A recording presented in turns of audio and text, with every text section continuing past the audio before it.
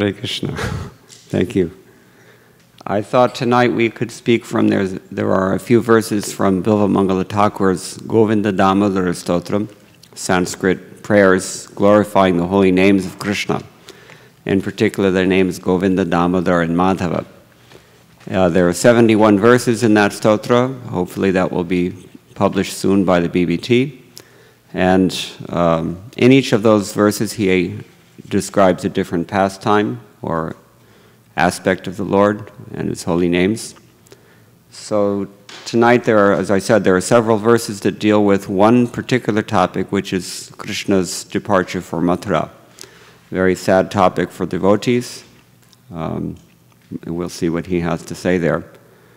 It's interesting because the first verse is actually that I've selected is actually a verse from Srimad Bhagavatam. It's in the 10th canto as well as this work. Some of you may recognize. Before we begin, we can say Mangalacharana.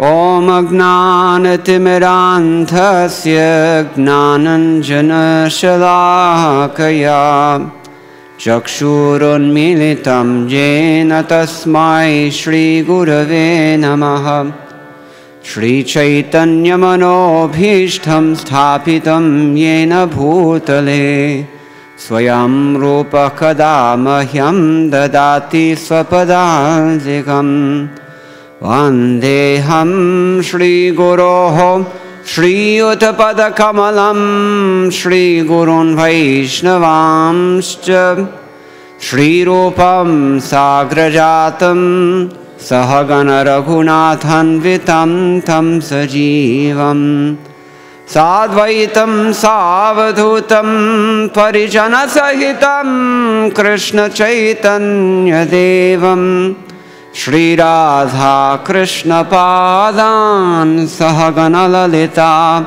Shri Vishakhan Vitamscha He Krishna Karuna Sindho Dinabandho Jagatpate Gopesha Gopika Kanta Radha Kanta Namostute Tapta Kanchana Gaurangi Radhe Vrindavaneshwari Vrishabhanusute Devi Pranamami Hare Priye Vansha Kalpatarubhyascha Kripa Sindhubhya Evacha Patitanam Pavanebhyo Vaishnavebhyo Namo Namaha Jaya Shri Krishna Chaitanya Prabhu Nityananda Shri Advaita Gadadhara Shri Vasadi Gaur Bhakta Vrinda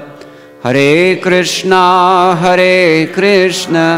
Krishna Krishna Hare Hare Hare Rama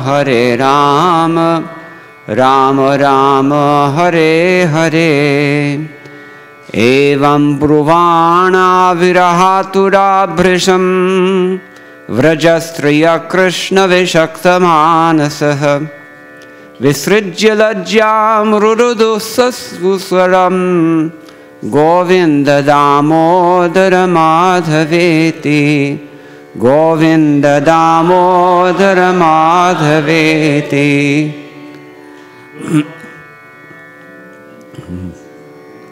And this is, again, this is a verse from Srimad Bhagavatam.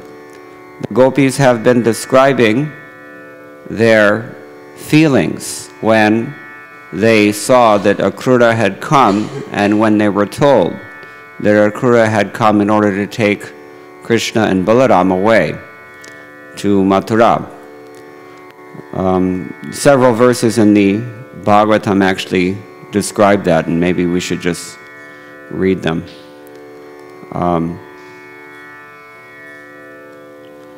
First of all, let us recite Om Namo Bhagavate Vasudevaya. Om Namo Bhagavate Vasudevaya. Bhagavate Vasudevaya.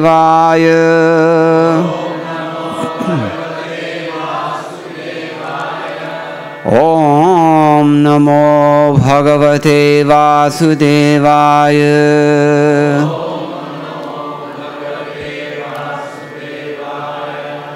The gopis are speaking here.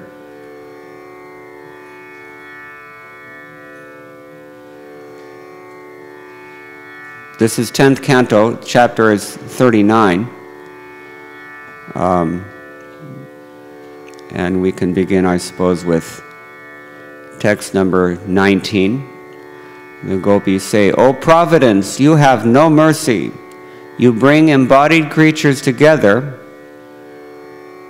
in friendship and love and senselessly separate them before they fulfill their desires. This whimsical play of yours is like a child's game.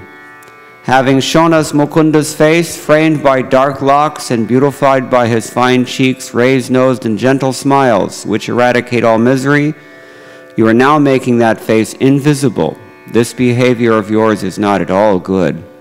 O Providence, although you have come here with the name Akrura, you are indeed cruel, for like a fool, you are taking away what you once gave us, those eyes with which we have seen, even in one feature of Lord Madhudisha's form, the perfection of your entire creation. Alas, Nanda's son, who breaks loving friendships in a second, will not even look directly at us. Forcibly brought under his control, we abandoned our homes, relatives, children, and husbands just to serve him, but he is always looking for new lovers. The dawn following this night will certainly be auspicious for the women of Mathura. All their hopes will now be fulfilled, for as the Lord of Vraja enters their city, they will be able to drink from his face the nectar of the smile emanating from the corners of his eyes. O gopis, although our Mukunda is intelligent and very obedient to his parents, once he has fallen under the spell of the honey-sweet words of the women of Mathura and been enchanted by their alluring, shy smiles, how will he ever return to us unsophisticated village girls? When the Dasharhas, Bhojas, Anthikas, Vrishnis, and Satvatas see the son of Devaki in Mathura, they will certainly enjoy a great festival for their eyes, and as will all those who see him traveling along the road to the city. After all, he is the darling of the goddess of fortune and the reservoir of all transcendental qualities. He who is doing this merciless deed should not be called Akrura. He is so extremely cruel that without even trying to console the sorrowful residents of Vraja, he is taking away Krishna, who is more dear to us than life itself. For your information, those who don't know, the word Krura means cruel. And his name is Akrura, which means he's not cruel, but the gopis don't agree with that. Hard-hearted Krishna has already mounted the chariot, and now the foolish cowherds are hurrying after him in their bullock carts. Even the elders are saying nothing to stop him. Today, fate is working against us. Let us directly approach Madhava and stop him from going. What can our family elders and other relatives do to us? Now that fate is separating us from Mukunda, our hearts are already wretched, for we cannot bear to give up his association, even for a fraction of a second. When he brought us to the assembly of the Rasa dance, where we enjoyed his affectionate and charming smiles, his delightful secret talks, his playful glances, and his embraces, we passed many nights as if they were single moment. O gopis, how can we possibly cross over the insurmountable darkness of his absence? How can we exist without Ananta's friend Krishna, who in the evening would return to Vraja in the company of the cowherd boys, his hair and garland powdered with the dust raised by the cow's hooves? As he played his flute, he would captivate our minds with his smiling, sidelong glances. So that's an introduction. And here, one of the next verse from the Srimad Bhagavatam is actually text 26 of Bilvamangala Thakur's Govinda Damodar Stotram. We've already recited the Sanskrit. The translation: so speaking, the women of Vraja, their minds fixed on Krishna and utterly anguished because of impending separation from him, abandoned shame and pathetically cried out, Govinda, Damodar, Madhava.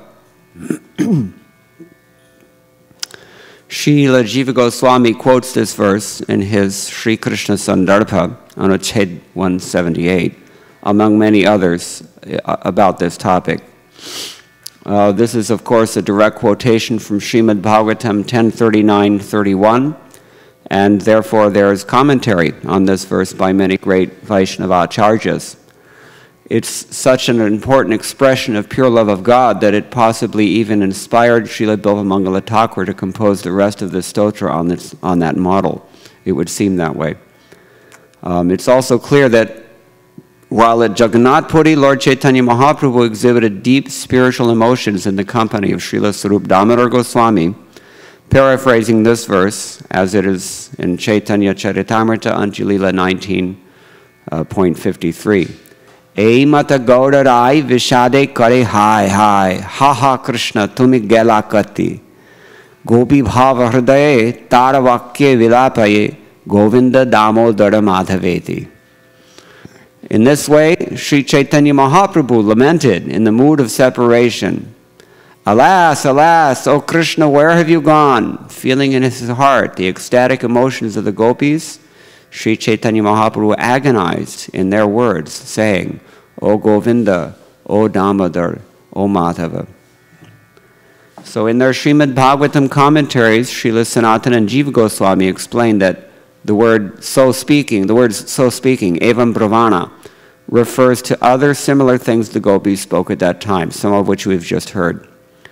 Srimad Bhagavatam 10:39-14-30 depicts the inner pain and sentiments expressed by Srimati Radharani and other gopis in reaction to the shocking news that Akrura would imminently take Krishna and Balaram away to Mathura. The gopis were so thoroughly distraught when Akrura came for Krishna that they spent all night discussing the matter. If we read this passage of the Bhagavatam, we realize that Akrura was thinking all day long about what would happen when he reached Vrindavan. He was looking forward to seeing Krishna because Akrura was a devotee, but he had the thankless task of acting as the representative of Kamsa on the most thankless mission of removing Krishna from Vrindavan. I can't explain why, but I've never ever seen in any of Vishwanath Chakravarti Thakur's commentaries that mention Akrura, I've never seen that he has anything nice to say about Akrura, and it would seem that the gopis don't either. Just thought I'd mention it. So,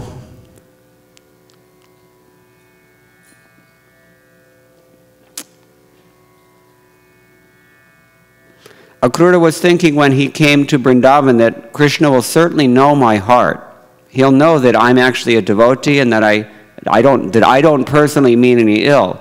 My only motive in becoming Kamsa's messenger in this task is that I may see Krishna and that he may invite me into the house and he may call me uncle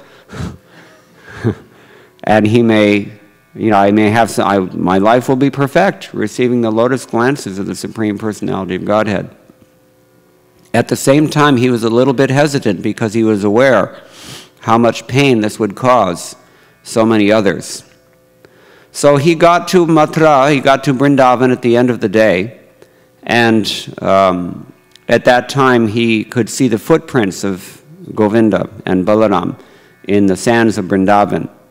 And he paid his obeisances to those footprints. In fact, he rolled in the dust of those footprints and smeared himself with that dust in ecstasy.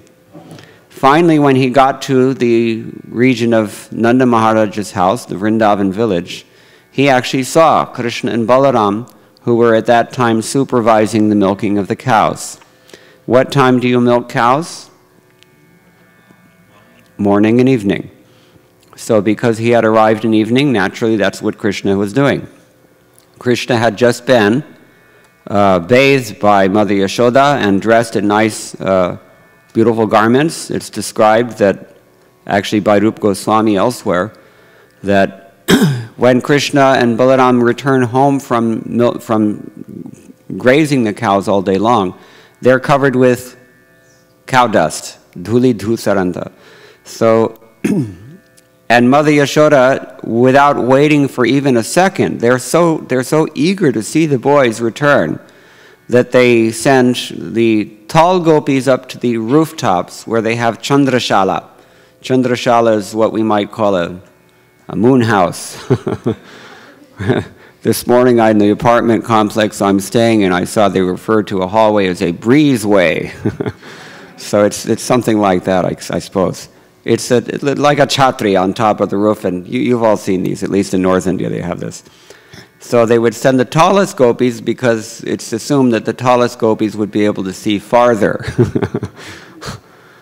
And they would look for Krishna and Balaram, and as soon as they saw some sign of dust upraised by the cows, they would run downstairs and report, and instantly all of Braj would be galvanized into frenetic activity to prepare for the reception of the Supreme Personality of Godhead. This is described in the Brahma Samhita, we know. Lakshmi sahasra shata sambrahma sevyamanam. Sambrahma sevyamanam. Sambrahma means running around in confusion. Asvyast, as we say in Hindi. So, this is what they were doing. So anyway, that night, then he met with Krishna Balaram. He was, of course, received by Nanda Maharaj with all hospitality, exemplary according to the Anushthan, the Vedic custom. And he was fed nicely, and he was allowed to rest for some time. And then Nanda Maharaj, Krishna Balaram came to see him, bid him good night. He had already spoken to Nanda Maharaj.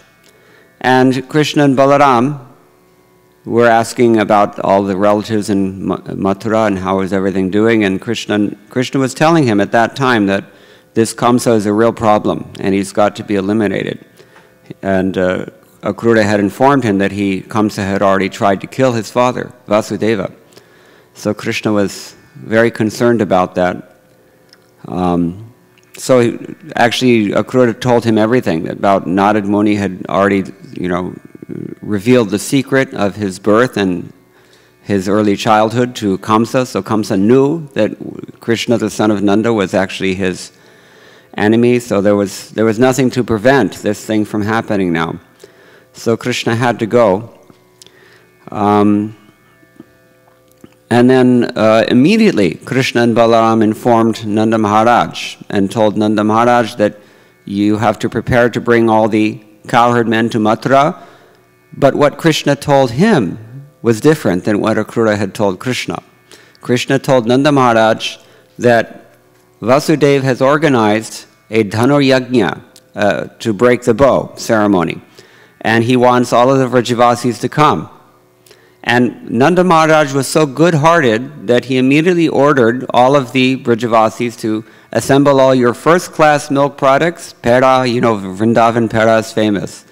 And so many things. And let's go and bring these things to Kamsa and we'll participate in the festival.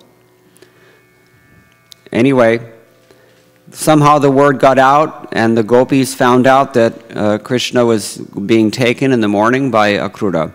And so they couldn't sleep that night. They spent the whole night sleepless in anxiety. So that's we've just mentioned. The gopis were so thoroughly distraught when Akrura came for Krishna that they spent all night discussing the matter and had assembled at Nanda and Yashoda's house by the break of day, the next morning by dawn, as depicted here in this verse. Srila Vishwanath Chakravarti Thakur comments on Srimad Bhagavatam, text 28 of this chapter, that the gopis had decided to throw all caution to the wind, tug at Krishna's clothing, clasp his hands in theirs, and piteously implore him to stay. For he was the exclusive love of their lives, although such actions would expose their secret relationship with Krishna, and all their families would then reject them.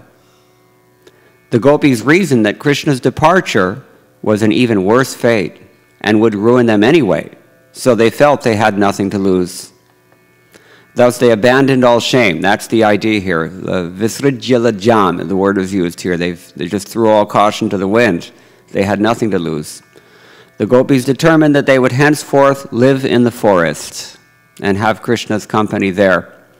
Or, failing that, due to being locked up by their elders, they would remain in the same, remain in the same village as Krishna, where their friends could secretly send some of Krishna's remnants to them from time to time.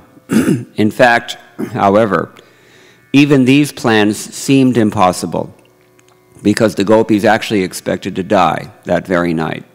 They didn't expect to make it to the next morning. Their feelings were normally so intense that each day they could barely maintain their lives until Krishna returned in the evening with his cowherd friends and all the cows, playing artfully upon his flute and sending them sidelong glances indicative of his feelings for them. Krishna would thrill their hearts and completely captivate each of them. So how could they pass even one day without such nectar?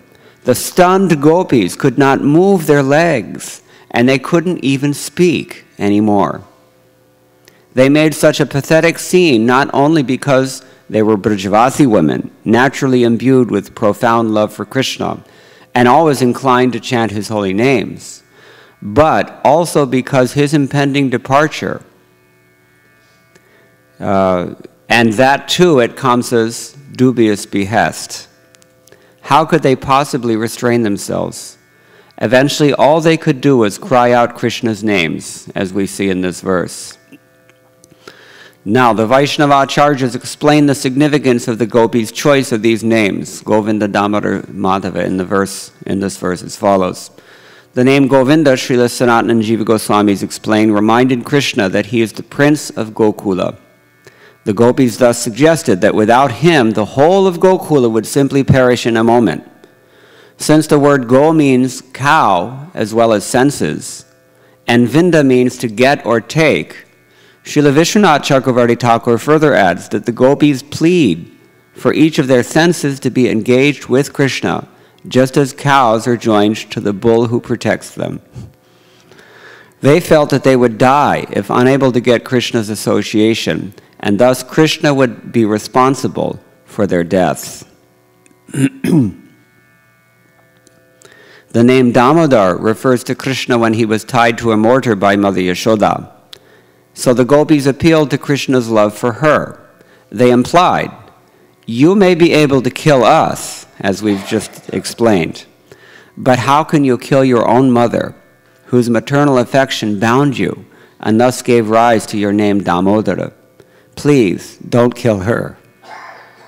Srimati Radharani made this appeal again much later at Kurukshetra, as seen in Chaitanya Charitamrita Madhya Lila, chapter 13, text 145 through 147. That describes the Rath Yatra, basically, as Chaitanya Mahaprabhu experienced it.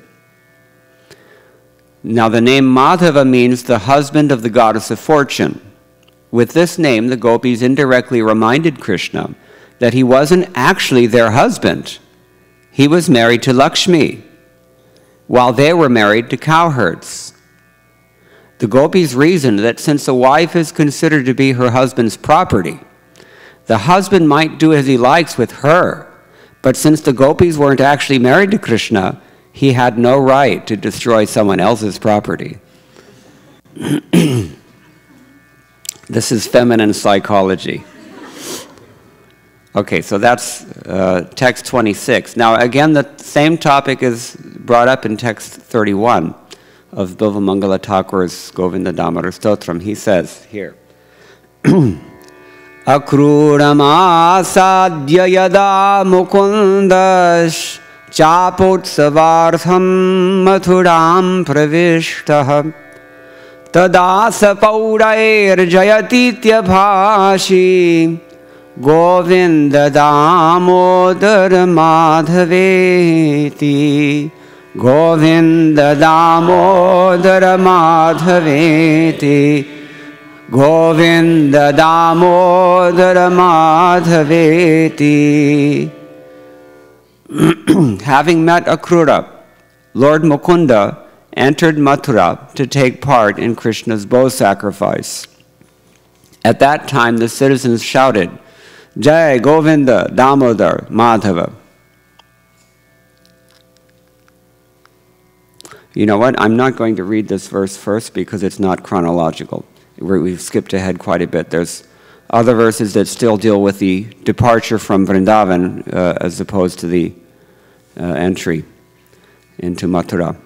So I'm going to read now text 32 of the same book. I'm sorry, not text 32. I'm going to read text 34, which is the next thing in the chronology, and then after that the other verses. So we can hear this. Akrura yane yaduvangshanatham sangacchamanam mathuram nirikshya uchur viyogat kila Krishna bala. I'm sorry, Gopa bala Govinda Damodara Madhaveti Govinda Damodara Madhaveti Govinda Damodara Madhaveti. Seeing the Lord of the Yadus riding to Mathura on Akrura's chariot, the cowherd girls felt separation and exclaimed, Govinda Damodar Madhava. Now in this verse, many manuscripts here say Akrura Yuktam instead, with Akrura, instead of Akrura Yane. That's just a detail. And here the grammatical rules allow the words Gopa Bala to indicate either the younger cowherd boys or the gopis, because it's both, the form is the same for masculine and feminine in this case. However, Srila Vishwanath Chakravarti Thakur comments on Srimad Bhagavatam 10:39-34 that the cowherd boys happily followed behind the chariot. And so, as in text 26, this verse again seems to describe at least some of the young gopis' grief. It seems as if they couldn't comprehend that Krishna might leave, or they simply couldn't accommodate that prospect, as if they were asking, where are you going, Krishna? You wouldn't leave us, would you? Are you actually leaving Vrindavan? How will we remain alive without you? These were their feelings here. So next we come to this verse, which is Bilvamangala's verse number 32. Kamsasya dutena yadaiva nita Vrindavanantad vasudeva sunu Ruroda gopi bhavanasya madhye Govinda damodara madhaveti Govinda damodara madhaveti Govinda damodara madhaveti. When Kamsa's messenger led both sons of Vasudeva out of Vrindavan, Mother Yashoda wailed within the house, Govinda Damodara Madhava. The name of the particular gopi mentioned in this verse is not actually given here, but Srila Sanatana Goswami has written that Yashoda went into her home upon learning of Krishna's imminent departure. That's in the Brihad Bhagavatamrita 6:271. Unlike the other Vrajavasis, she went in the house, and the cowherd men followed behind Akrura's chariot, as did the cowherd boys, and the young gopis followed behind them. Of course, in the beginning, they were standing in front of his chariot, trying to block him from leaving. According to Srila Vishwanath Chakravarti Thakur in his Sarartha Darshini Tika, 10:39-32, some say that Shukadev Goswami could not describe Yashoda's pitiful state at that time because he was overwhelmed by the distress of the younger gopis. Their reaction to this event has already been discussed in text 26, which we've read already. Srila Prabhupada, commenting on Srimad Bhagavatam 10.8.47, writes, quote, Nanda Maharaj was sometimes separated from Krishna, whereas Yashoda, Krishna's mother, was not separated from Krishna at any moment. From Krishna's babyhood to his childhood, and from his childhood to his youth, Mother Yashoda was always in association with Krishna. End quote. In fact, such was the depth of her attachment that Yashoda could hardly stop looking at Krishna, even for a second, as Srila Rupa Goswami elsewhere writes in Bhakti Rasamrita Sindhu 4.4.49. Tushariti tushana lopyuparitasya baddhasthitir bhavantam avalokate yadi mukunda goshteshwari sudham budhirapi sphutam vikatakala kutatyalam sthita yadina tatra te vadana padmam udvikshyate. Srila Prabhupada has paraphrased this verse also in Nectar of Devotion, chapter 43, where he says, quote, "My dear Mukunda, if Mother Yashoda, the queen of Gokula, is forced to stand on fire, but is allowed to see your lotus face, then that fire will appear to her like the Himalaya mountains, full of ice. In the same way, if she's allowed to stay in the ocean of nectar, but is not allowed to see the lotus face of your grace, then even this ocean of nectar will appear to her like an ocean of arsenic poison." End quote. Let the anxiety of Mother Yashoda of Vraja, always expecting to see the lotus face of Krishna, be glorified all over the universe. Now here one might naturally ask, having love so intense, how could Mother Yashoda possibly tolerate Akrura's taking Krishna away to Mathura? Right? This is a good question. And that for a wrestling match arranged by Kamsa, whose sole intention everyone knew was to kill him. And now he also knew about this. So it was clearly why would she do this? The name Vasudeva Sunu in this verse is used to refer to Krishna. The son of Vasudeva, it means. And it indirectly addresses this doubt. Unless Yashoda was reminded of Krishna and Balaram's obligation toward their real parents, Vasudeva and Devaki, she would never have allowed Kamsa's messenger to take the boys away. Akrura had convinced Nanda Maharaj that all the Yadus were suffering acutely under Kamsa's persecutions. You remember, the previous night he had explained to Krishna that Kamsa had already tried to kill his father and so many other things. So Krishna was also motivated.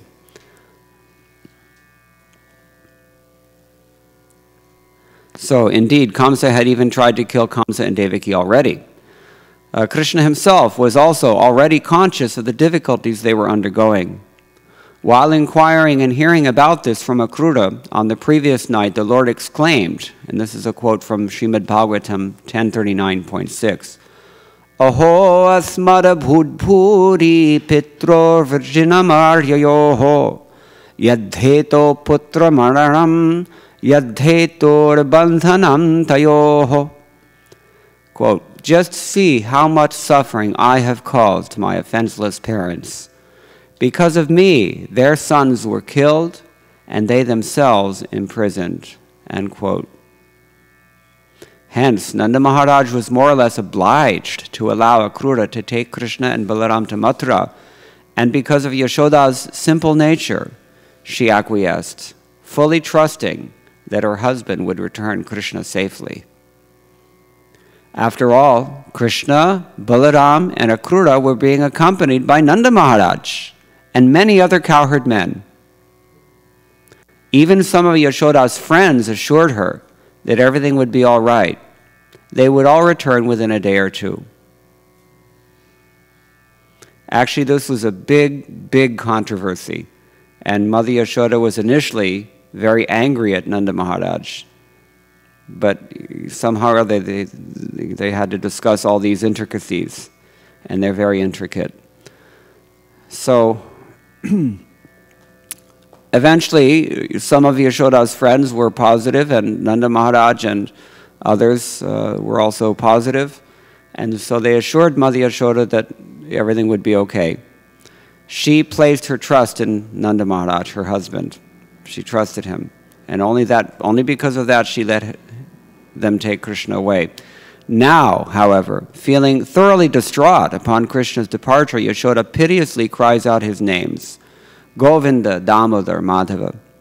Feeling such separation, Yashoda must have recalled those happy days when Krishna and Balaram always played safely nearby. With her two boys seated in Akrura's chariot as they left Vrindavan, how could Yashoda not remember that previously it was she and Rohini who sat in the rath with Krishna and Balaram upon their laps, while all the Vrajavasis were moving from Gokula to Vrindavan. Everyone is singing of Krishna's wonderful activities. Srila Prabhupada describes that joyful occasion as follows in Krishna book. This is chapter 11. Quote, all the children, women, and old men of the village were arranged on seats, and the cowherd men equipped themselves with bows and arrows to follow the carts. All the cows and bulls were placed in the front, along with their calves, and the men with their bows and arrows surrounded the herds and carts and began to blow on their horns and bugles. In this way, with tumultuous sound, they all started out for Vrindavan from Gokula. You remember Krishna spent a few years in Gokula in the beginning, then he moved to Vrindavan, finally he moved to Nandagaon at the end. So this is describing the move from Gokula to Vrindavan, and Prabhupada continues here. And who can describe the damsels of Vraja? They were all seated on the carts and were very beautifully dressed with ornaments and costly saris. They chanted the names of child Krishna as usual. Mother Yashoda and Mother Rohini were seated on a separate cart, and Krishna and Balaram were seated on their laps. While Mother Yashoda, Rohini and Yashoda were riding on the cart, they talked to Krishna and Balaram. And feeling the pleasure of such talks, they looked very, very beautiful. End quote. Given the unforgettable pathos demonstrated in Krishna's pastime of leaving Vrindavan for Mathura, pure devotees even now feel such separation when they see Krishna and Balaram seated upon a rath cart. The apprehension of separation from Krishna remains, even if they are directly in the Lord's company. Srila Prabhupada writes in his purport to Srimad Bhagavatam 1:10, verse 9 and 10, quote, Lord Krishna is so attractive to the living beings, especially for the devotees, that it is impossible for them to tolerate separation. The conditioned soul, under the spell of the illusory energy, forgets the Lord. Otherwise, he cannot. The feeling of such separation cannot be described, but it can simply be imagined by devotees only. After his separation from Vrindavan and the innocent rural cowherd boys, girls, ladies, and others, they all felt shock throughout their lives. And the separation of Radharani, the most beloved cowherd girl, is beyond expression. Once they met at Kurukshetra during a solar eclipse, and the feeling which was expressed by them is heart-rending. There is, of course, a difference in the qualities of the transcendental devotees of the Lord, but none of them who have ever contacted the Lord by direct communion or otherwise can leave him for a moment. That is the attitude of the pure devotee. End quote.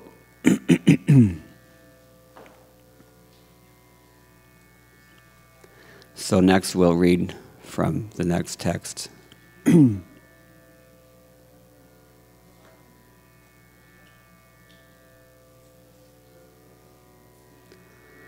This is text 31 of the Govinda Damodar Stotram from Bilva Mangala Thakur. Akrura masadya yada mukundaschapotsvartham mathuram pravishtaha tadasa paurairjatitya bhashi Govinda Damodara Madhaveti Govinda Damodara Madhaveti Govinda Damodara Madhaveti. Having met Akrura, Lord Mukunda entered Mathura to take part in Kamsa's bow sacrifice. At that time, the citizens shouted, "Victory to Govinda Damodar Madhava." This incident shows just how popular Krishna was. In the Nectar of Devotion, Srila Prabhupada writes, quote, Krishna entered the arena of sacrifice arranged by King Kamsa for his death. As soon as he entered the place, all the sages began to cry, "Jai, Jai, Jai," which means victory. Krishna was a boy at that time, and all the sages offered their respectful blessings to him. The demigods who were present also began to offer beautiful prayers to Krishna, and the ladies and girls expressed their joy from all corners of the arena. In other words, there was no one in that particular place with whom Krishna was not very popular. End quote. While entering Mathura city in the late afternoon, Lord Krishna especially attracted the women living there. Now, just take note. He entered in the late afternoon. What time did he leave Vrindavan? Or what time did they try to leave Vrindavan? So even nowadays, if you take a tanga from Vrindavan to Mathura, it doesn't take all that time. It must have been very difficult for them to get out of Vrindavan, given what we've just read. So, while entering Mathura city in the late afternoon, Lord Krishna especially attracted the women living there, who had already heard so much about him that they were extremely eager to see him in person.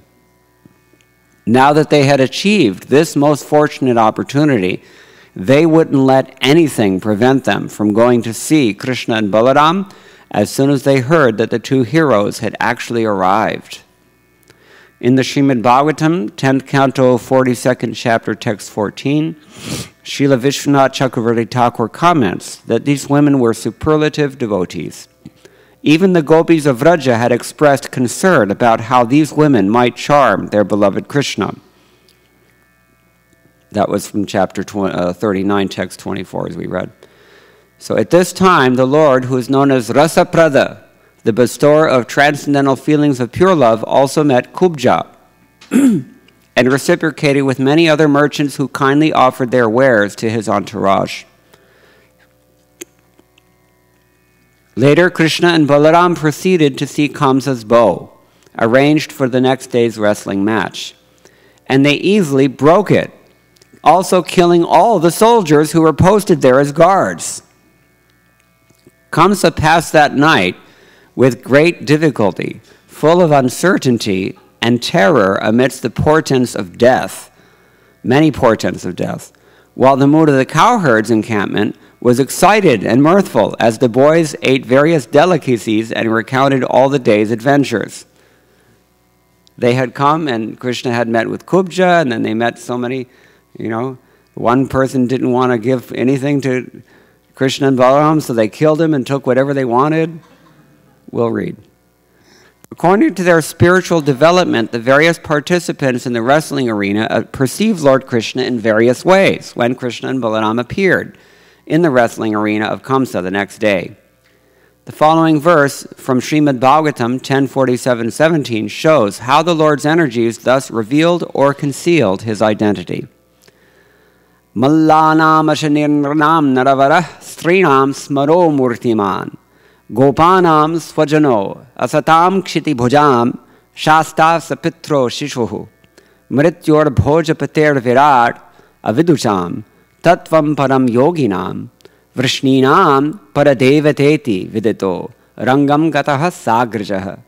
That means the various groups of people in the arena regarded Krishna in various ways when he entered it with his elder brother.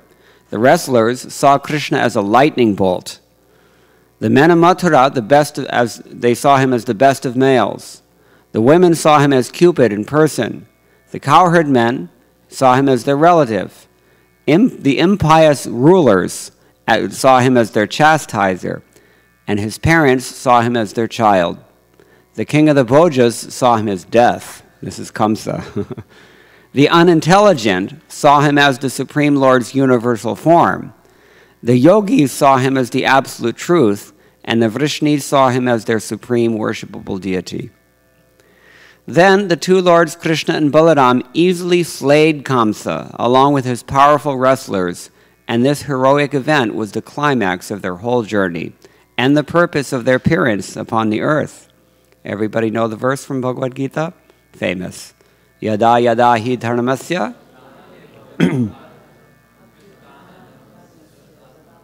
Whenever there's a decline in religion, and naturally there must be a rise of irreligion at that time, Krishna says, I come, or I arrange that things will be taken care of. So he's done this here. Whenever Krishna comes, even though his primary purpose is to give pleasure to the devotees, he always accomplishes this task as well. The Bilvamangala Stava, another work from the author, glorifies the two lords Krishna and Balaram with the following beautiful shloka. He writes, Vande Gaura Ghana Shyamo Mallau Yadava Vallabha Kamsa Dhvangsakara Krida Gajadanta Varayudha. That means, I offer my respectful obeisances unto the pair of wrestlers, one fair, one dark, who armed themselves with elephants' tusks and are loved by the Yadavas and who sportingly killed Kamsa. Shri Shri Krishna Balarama ki jai. When they had broken the bow, first of all, Kamsa had sent this huge elephant to accidentally trample the boys. And Krishna played with the elephant. What did he do? He pulled on his trunk, he ran around the backside, he went in between his legs, eventually he killed the elephant, no problem. Then they snapped the bow, no problem. All the guards came running, they dispatched all those guards to Yamaraja's abode, no problem.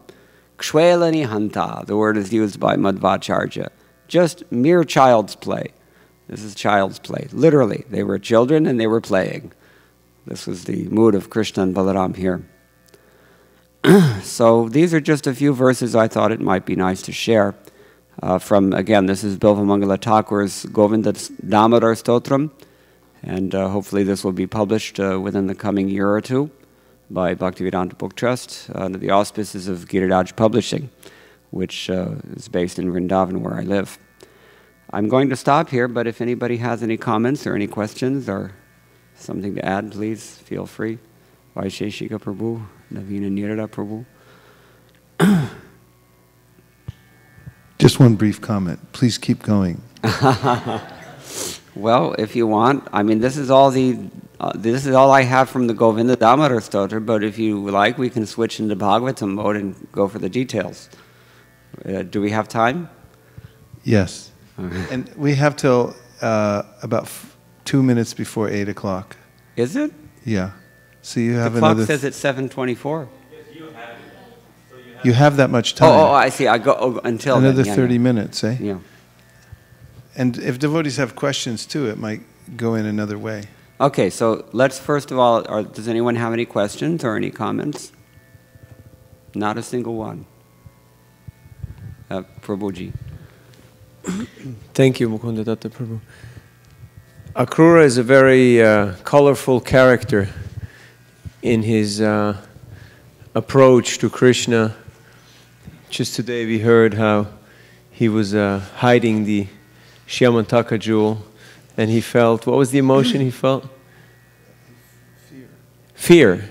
He was fearful of Krishna because Krishna knew that he had the jewel and he didn't want to surrender it. And then again, when he comes to meet Krishna, he has great feelings of devotion. Then he's implicated also in the killing of Satrajit.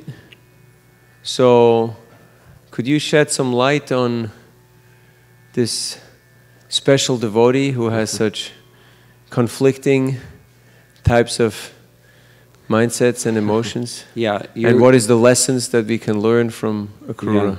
Yeah, you're right. He's a very complex character. Not in the least bit disrespectful, perhaps, by us at least.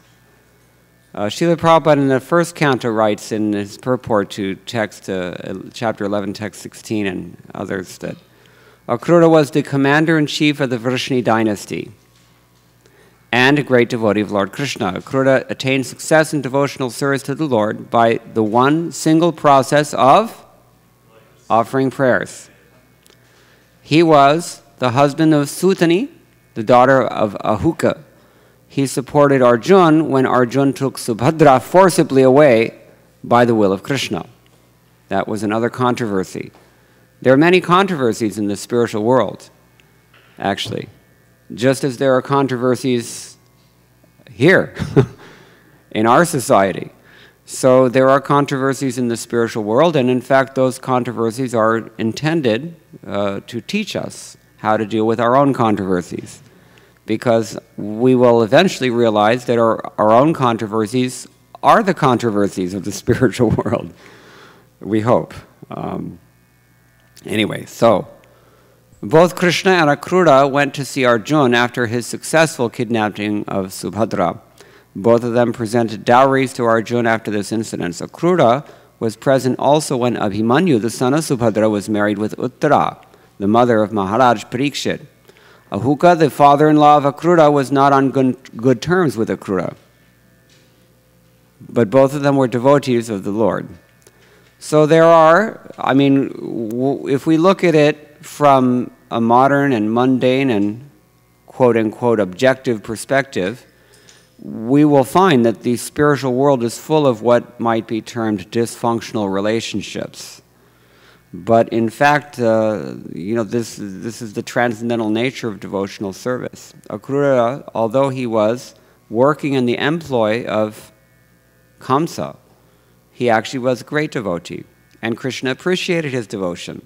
When he came to Vrindavan to bring Krishna supposedly to his death, Krishna told Akrura, "It's very good that you've come here." He actually said this. And he embraced him. He gave him exactly what Akrura had been meditating on all day long the previous day, that Krishna will be happy to see me, he might call me uncle, and so many things. That's exactly what happened. Krishna reciprocated. So sometimes we have a conflict of duty, and there are different kinds of duties. We have, the word is used, dharma. We've discussed many times. It's a very difficult one to translate because it means maybe 24 things all at once. At least 12 things all at once. And always all at once. You can't separate them. So, a dharma is, in a most broad sense, you can say, is the ontology of relationships.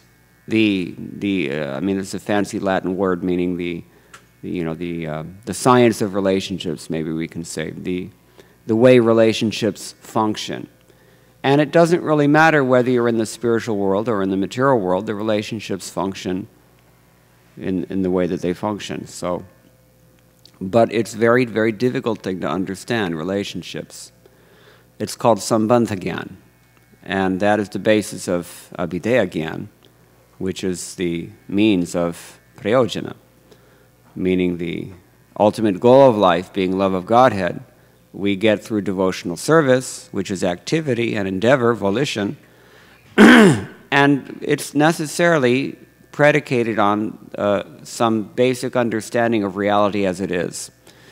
In this material world, we don't have an understanding of reality as it is because we all think that we are material bodies that we aren't. And all of our relationships are perverted with reference to these material bodies and their demands. In the spiritual world, it's not like that. And therefore, from a worldly perspective, it might seem as if the relationships have discrepancies in the spiritual world. But if we are looking at it from a spiritual perspective, of spiritual awareness of the ultimate relationship, or the parodharma of pure devotional service into the Supreme Lord, which is our eternal constitutional position, our actual dharma, dharma here in the sense of lakshana, the intrinsic property or characteristic of the living being, then we see there's actually no problem at all. So Akrura is one of the devotees who highlight this eternal and complex tension. Not only did he have a conflict with his mundane dharma, he had a duty to the king, and his affection for Krishna was interfering with that duty. But he had spiritual conflicts as well. He had his own devotion to Krishna and his own role to play within the Leela of Krishna, but it was getting in the way of the gopis and their sentiments. Yet it was Krishna's arrangement. We can say maybe in the same way that, or at least in a similar way that, Krishna told the 4 Kumaras that they should, the curse that they had given his Dwarpalas, Jaya Vijay, had to stand. Krishna upheld that. One might look at it and see that it was not appropriate, for whatever reason. The opinions are always many. But ultimately, he had a transcendental role to play. And there are transcendental conflicts, as I said, even in the spiritual world. I mean, without going into more detail about Akrura's life, I don't know what more I can say about that, but I hope that's okay. Yeah, do you want to add something? He needs a microphone.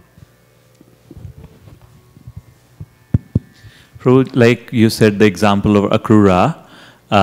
So we understand that he has complications in his services in this manifested material presence. But say for example, Hiranyakashipu killing of Hiranyakashipu by Nrsingadev is more at a material platform rather than that activity at the Vaikuntha Lok, because what we hear from Brahma Samhita is that every word is a song, every gate is a dance. So such complications of Akrura, are they only in this material world, and in the transcendental world it is all united, and Akrura don't have to do all those things in the spiritual world? I don't know. I think that was my understanding. Well, this is a very interesting question.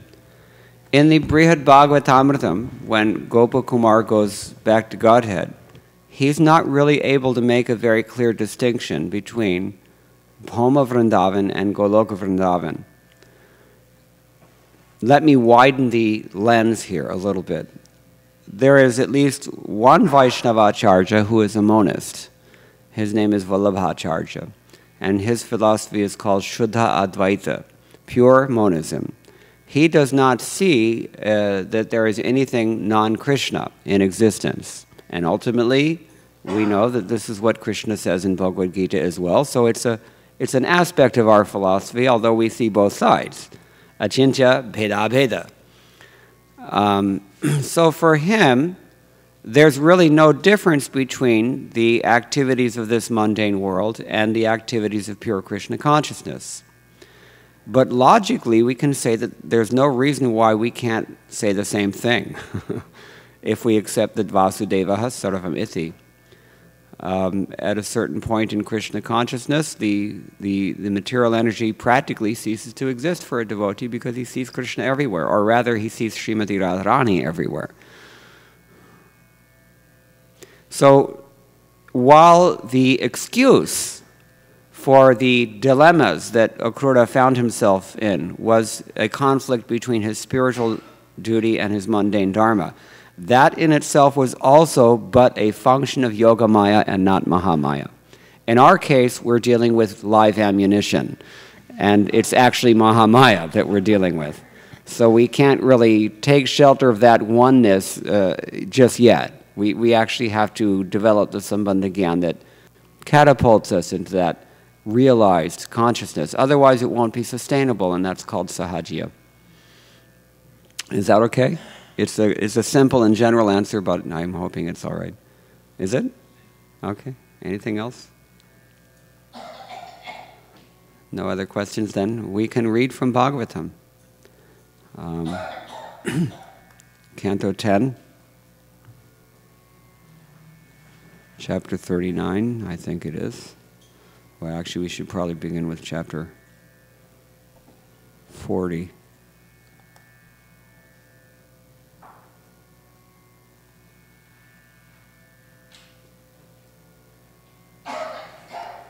I mean, Akrura offered some beautiful prayers after he had seen, well, maybe I can go back to the previous chapter, 39. In chapter 39 of the 10th canto, after Krishna has left Vrindavan, but before he has come to Mathura, he took Krishna and Balaram, and they stopped at a place called Akrura Ghat. Everybody who's been to Vrindavan, raise your hand. Have you seen this place? It's still there. So they took bath there. We'll read what it said.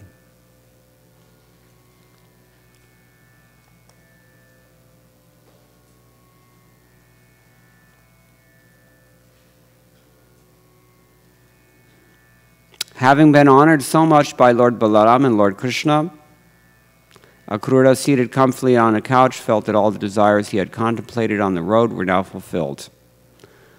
My dear king, what is unattainable for one who has satisfied the Supreme Personality of Godhead, the shelter of the Goddess of Fortune? Even so, those who are dedicated to his devotional service never want anything from him. After his evening meal, this is before they left, the son of Devaki asked Akrura how Kamsa was treating their dear relatives and friends and what the king was planning to do. The Supreme Lord said, my dear gentle uncle Akrura, there you have the fulfillment of his desire, was your trip here comfortable? May all good fortune be yours. Are our well-wishing friends and our relatives, both close and distant, happy and in good health? But, my dear Akrura, as long as King Kamsa, that disease of our family who goes by the name maternal uncle, is still prospering, why should I even bother to ask about the well-being of our family members and other subjects? It seems as if the Lord is a little bit cynical here, doesn't it? Just see how much suffering I've caused my offenseless parents. Because of me, their sons were killed, and they themselves were imprisoned. In other words, because Kamsa had heard a prophecy that the 8th son of Devaki would kill him, he tried to kill all her children. Those are the sons he's referring to. For the same reason, he imprisoned her and her husband Vasudeva. By good fortune, we have today fulfilled our desire to see you, our dear relative, uncle, gentle uncle. Please tell us why you have come.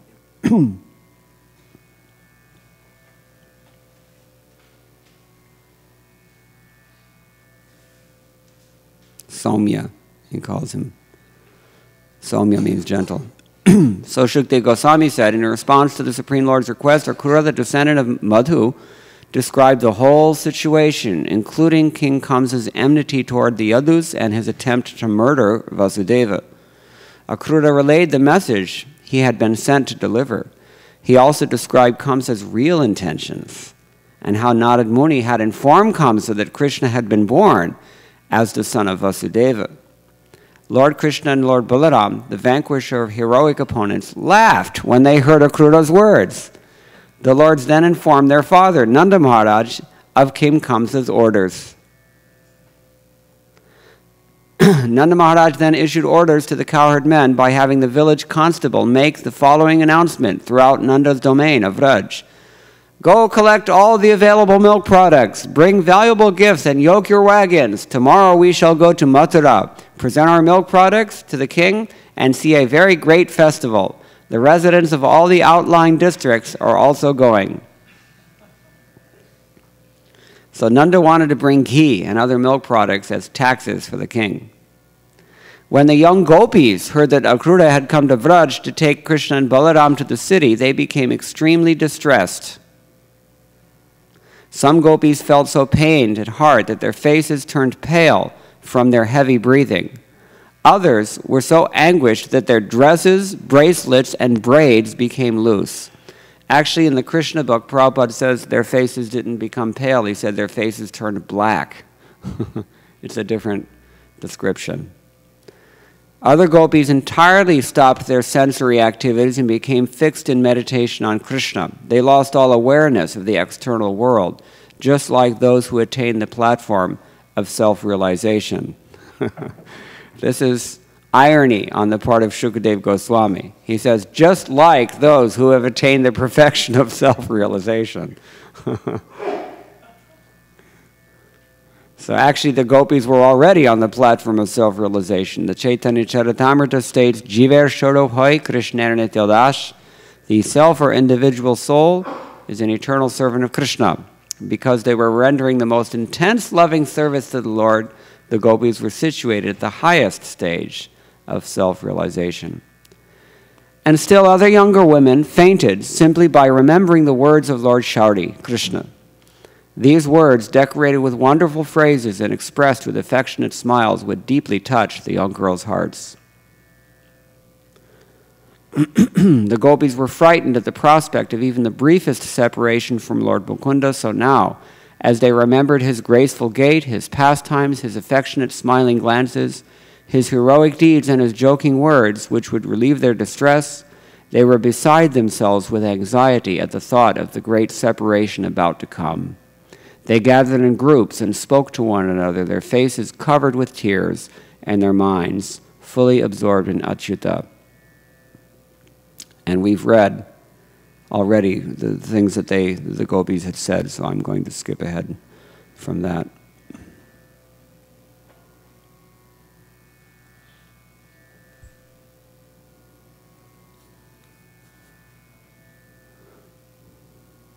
So, even as the gopis cried out in this way, Govinda Damodar Madhava Ityadi, Akrura, having at sunrise performed his morning worship and other duties, began to drive the chariot. He didn't stop, he kept going. Purport: according to some Vaishnava authorities, Akrura offended the gopis by not consoling them when he took Krishna to Mathura. And because of this offense, Akrura was later forced to leave Dwarka and be separated from Krishna during the episode of the Shyamantaka jewel. At that time, Akrura had to take up an ignoble residence in Varanasi. So that is maybe addressing your questions. Apparently, Mother Yashoda and the other residents of Vrindavan were not crying like the gopis, for they sincerely believed that Krishna would be coming back within a few days. We've already discussed that. Led by Nanda Maharaj, the cowherd men followed behind Lord Krishna in their wagons. The men brought along many offerings for the king, including clay pots filled with ghee and other milk products. With his glances, Lord Krishna somewhat pacified the gopis, and they also followed behind for some time. Then, hoping he would give them some instruction, they stood still. As he departed, that best of the Yadus saw how the gopis were lamenting, and thus he consoled them by sending a messenger with this loving promise, I will return. Did Krishna ever return? Some say yes, some say no. There are different opinions about that. Okay. Sending their minds after Krishna, the gopis stood as motionless as figures in a painting. In other words, the minds left the bodies, like, sometimes you find these cicadas. They leave their bodies empty, the shell, and they go on somewhere else. So the shell, the material body, was left standing there, stunned, and the minds followed Krishna. Sending their minds after Krishna, the gopis stood as motionless as figures in a painting. They remained there as long as the flag atop the chariot was visible, and even until they could no longer see the dust raised by the chariot wheels. The gopis then turned back, without hope that Govinda would ever return to them. Full of sorrow, they began to spend their days and nights chanting about the pastimes of their beloved. My dear king, the Supreme Lord Krishna, traveling as swiftly as the wind in that chariot with Lord Balaram and Akrura, arrived at the river Kalandi, which destroys all sins. Purport: Srila Jiva Goswami comments that Lord Krishna secretly lamented his separation from the gopis. These transcendental feelings of the Lord are part of his supreme pleasure potency.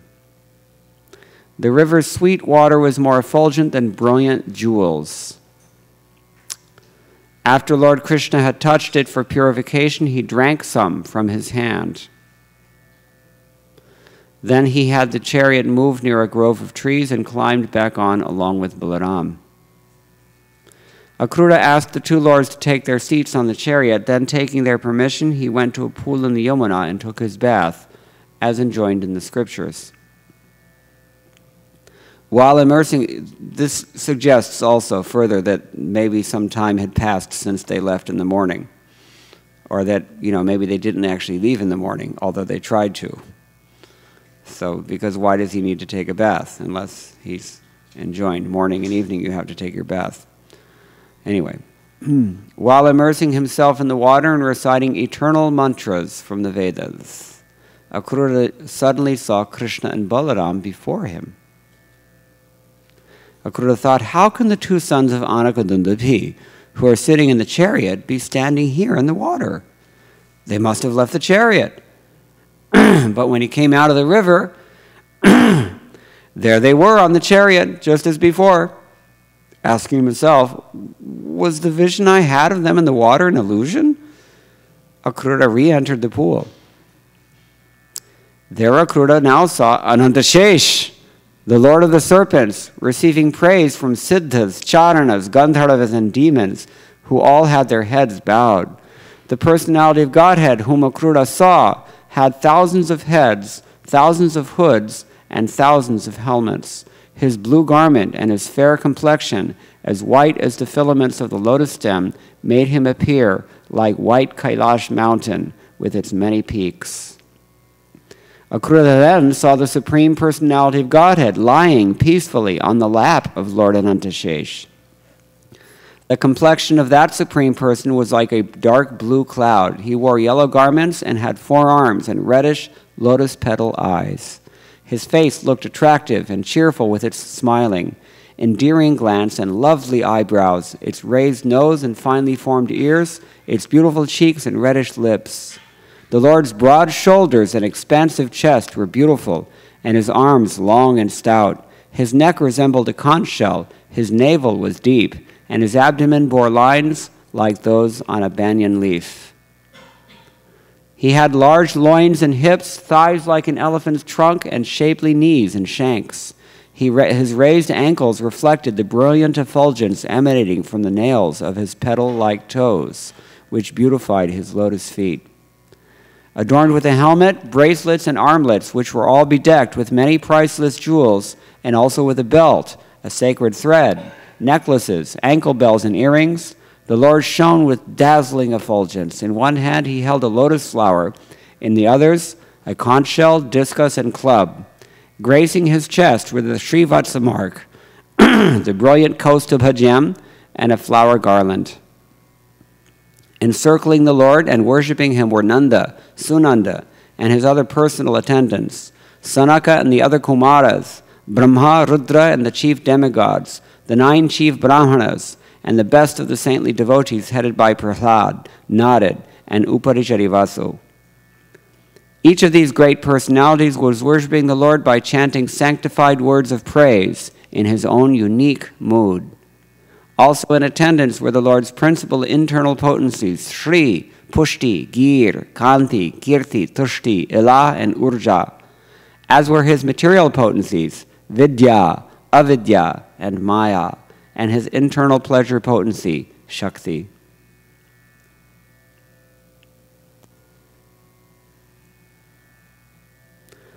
Has anyone here ever been to Trivandrum in Kerala and seen Anantashayana Swami?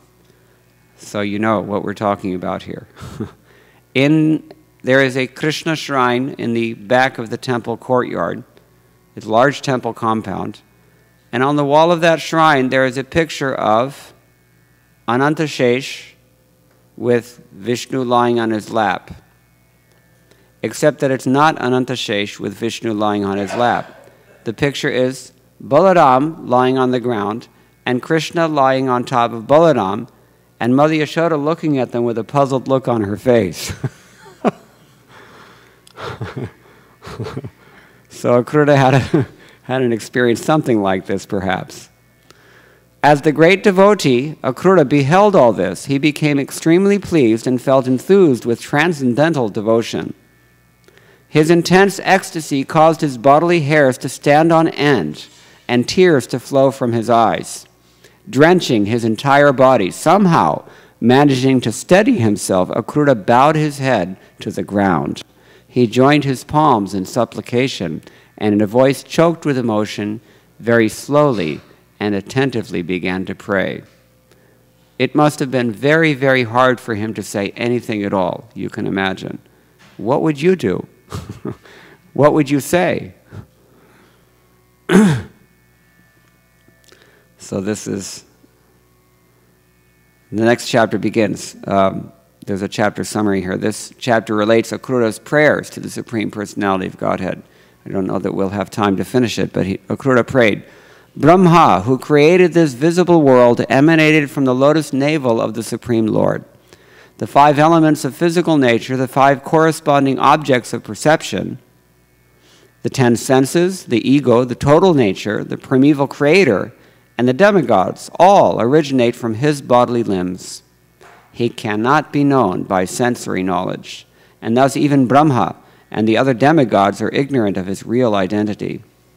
Different classes of people worship the Supreme Personality of God in different ways. Fruitive workers worship him by performing Vedic sacrifices. Philosophers by renouncing material work and pursuing spiritual knowledge. Yogis by meditating. Shaivites by worshipping Lord Shiva. Vaishnavas by following the injunctions of such scriptures as the Pancharatra, and other saintly persons by worshipping him as the original form of the self, of the material substance, and of the controlling demigods. Just as rivers flow from various directions into the ocean, the worship of those who dedicate themselves to these various entities finds its ultimate purpose within the Supreme Lord, Vishnu. The form of the total universe, the Virat Rupa, is imagined to be the form of Lord Vishnu, like aquatics moving about in the water or like tiny insects burrowing in an urumbura fruit. All living beings move about within the Lord. These living beings, bewildered by his Maya, wander along the path of material work, falsely identifying with body, home, and so forth. Under the sway of illusion, a foolish person may overlook a reservoir of water covered by grass and leaves, and instead run after a mirage. Similarly, living beings caught in the grip of ignorance abandon Lord Vishnu and become attached to their bodies, homes, and so on. Such faithful servants of their senses cannot take shelter at the Supreme Lord's lotus feet. Only if, by his mercy, they get the association of saintly devotees will their material entanglement end. Only then can they develop Krishna consciousness by serving the Lord's pure devotees. So Akrura had these realizations, and somehow or other, by Krishna's grace, he had the presence of mind to actually compose these thoughts so eloquently and in such philosophical way.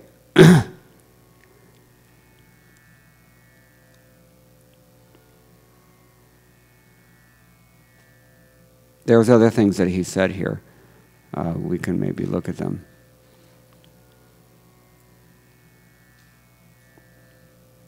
Not very many purports to these verses. I don't know that there's no commentary on them. It's hard to believe, but there's not very many purports here.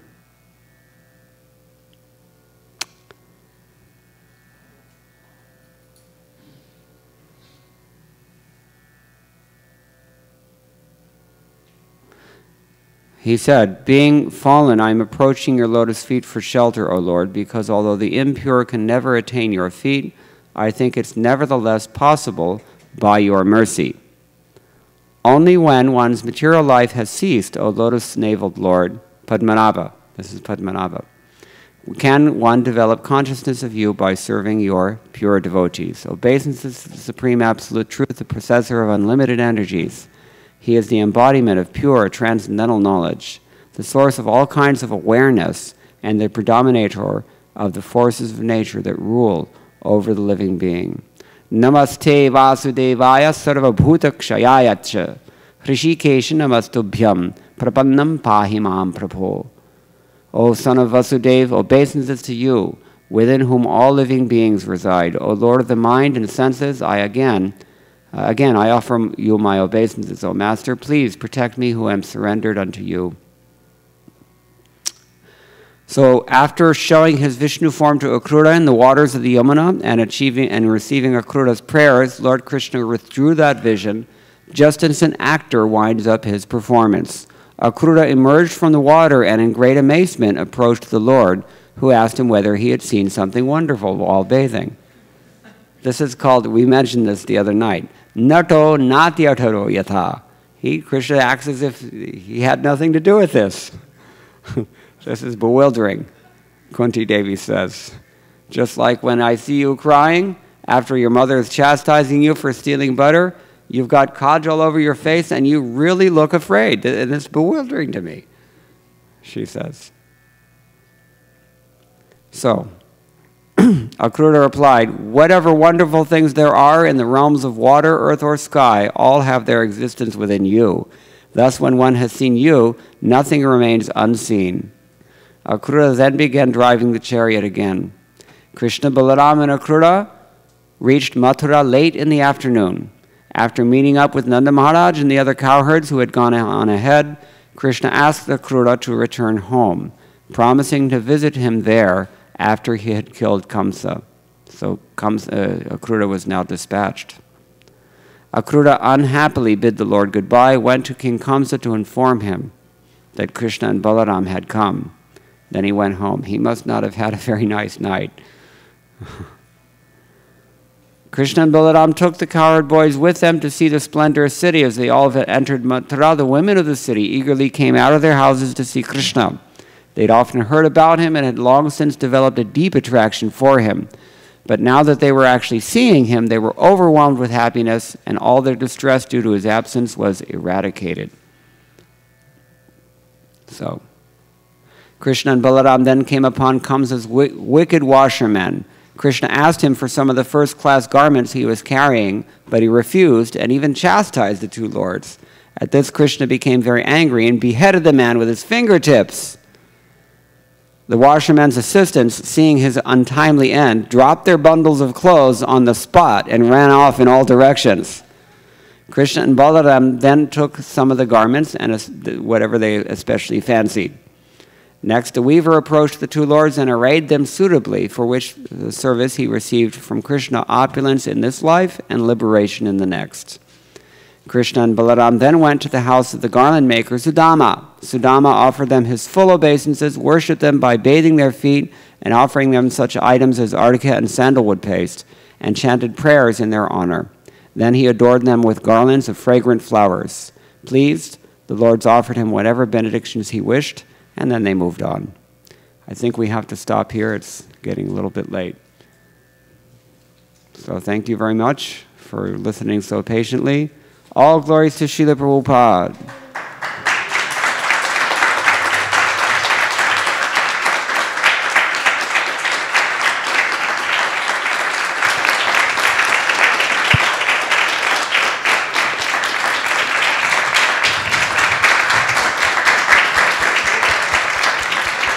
Can you sing the refrain one more time, please?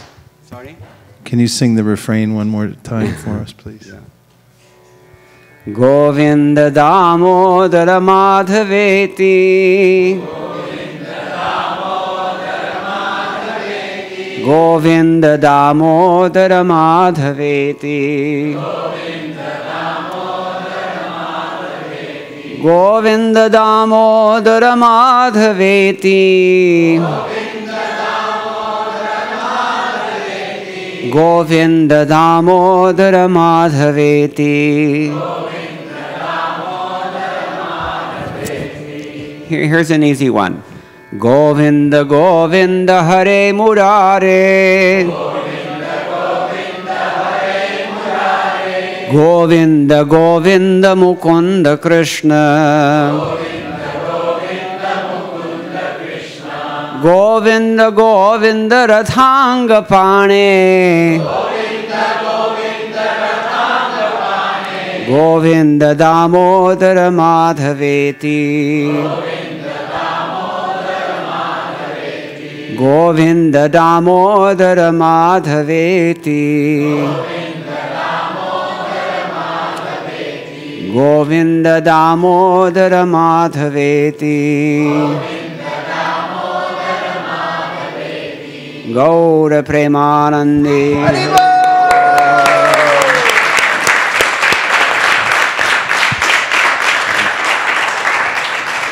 So put away all the asanas and get ready for the artik.